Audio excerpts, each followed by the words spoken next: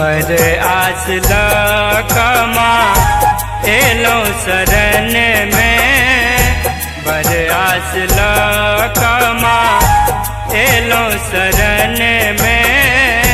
दया दान हमरो दिया है अम्बे,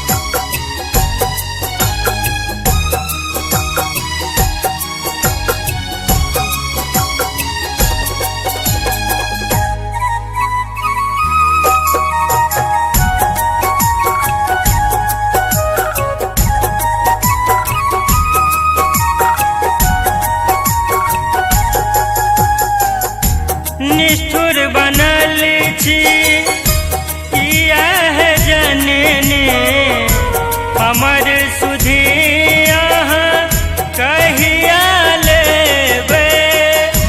दिन दुखी हम ओरे समैया, अहीं कहू अब कतेक कनेबै।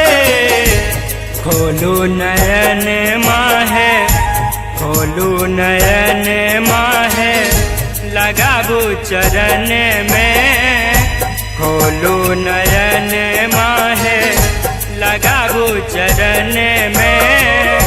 दया दान हमरो दिया है अम्बे,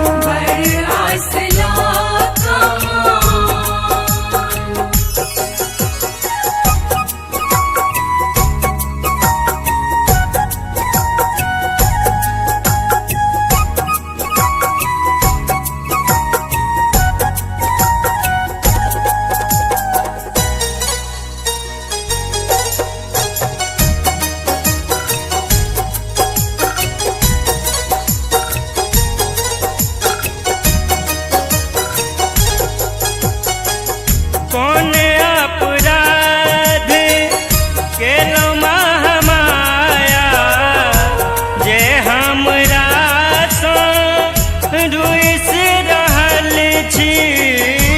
हे दुख हरनी कष्ट हरू माँ, अनिल के कोना बिसरि रहल छी।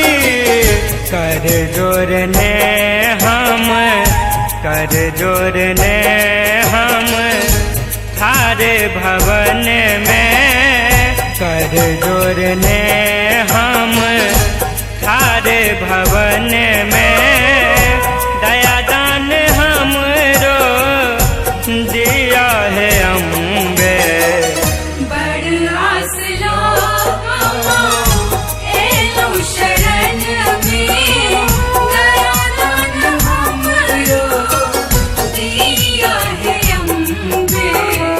बर आस लकमा एलो शरण में, बर आस लकमा एलो शरण में।